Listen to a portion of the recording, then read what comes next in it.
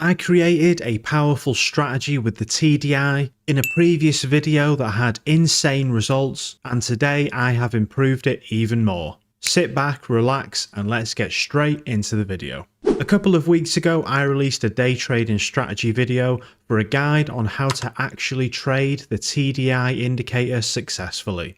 Now, if you didn't see or don't know what the TDI is, don't worry. TDI stands for Traders Dynamic Index, and it's essentially an all-in-one indicator that allows traders to see the overall market picture. I did explain in a previous video that most traders fail with this, and this is because they trade it how the market makers want them to use it. And not only that, but they trade it on a lower time frame and don't check what's really going on the higher time frame. So let's check this out. So in that previous video that I mentioned, I showed results for the 4-hour chart, and you all seem to love that video, so thank you for that. But a few asked in the comments and messaged me about a part 2, so I figured I'd look into it. I wanted to use the rules from the 4-hour chart to find trades that we can enter on a lower time frame, and I actually found it. And before we get into that, let me tell you quickly about flux charts and why you need to add them to your day trading arsenal today. I wanted to sponsor today's video to show you how powerful their premium indicators actually are. I have previously tested them on this channel and had insane results, and for only the price of one takeaway a month, you could gain access to life-changing indicators and an amazing community of other like-minded traders, all the way from beginner to expert, that are making money the same way you want to. So check them out risk-free with the first link down in the description and in the comments section, and seeing exactly how much value they cram into this tiny membership fee. Flux Charts has been very generous to offer you a 20% off if you use code MO at checkout. So please go check them out for yourself. And thank you again to Flux Charts for sponsoring today's video. Okay, so let's get back into it.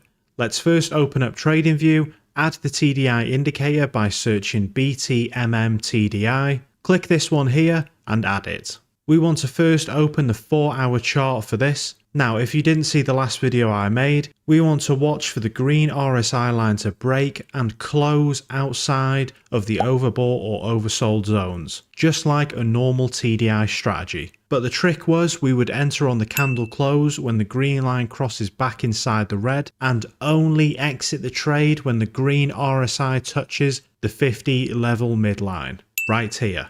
So, what have we changed? If you own a better version of TradingView, let's start by opening 2 charts simultaneously. Don't worry if you have the free plan, just change between the 2 charts to wait for the entry signal I'll show you in a minute.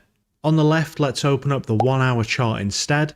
This is to help aid with the lower trade entries more, and we will be using this the same, with the step 1 rule being to wait for price to break outside of the overbought or oversold area, and then the candle close back inside of the red trend line. When this happens, and yes, candle close only, we will then move down to the lower time frame, and here's where things get interesting. Now, this might sound complicated here, but stay with me, it's super easy, I promise. Pretend for a minute that you're entering a trade on the 1-hour chart. So when the price breaks the oversold or overbought line, it then comes and closes back inside of the red trend line where we would enter our trade and ride it to the TDI's 50 midline level. On the 5-minute chart, we can see our 1-hour chart entry and exit, and the secret trick for this awesome strategy is to wait for price to carry on. Let it trend in the bias direction, and then our point of interest and essentially step 1 for the real entry is to wait for the 5-minute chart price to pull back to the level where we would have entered on the 1-hour chart, this line right here. It doesn't need to touch it, but it is preferred, and we want to see it as close to the line as possible by a few pips. Step 2 is to look for rejection on the 5-minute chart off of this line. This can either be candlestick pattern or a bundle of candles rejecting a psychology level. We can enter our trade at this level once enough rejection or candlestick formation is shown, and place our stop loss inside of the 1-hour stop loss level, either correlating with previous rejection or a set pip count away. Just make sure it's safe enough to give the trade breathing room. You could also use swing highs or swing lows. Now, for the take profit level, we have 2 options.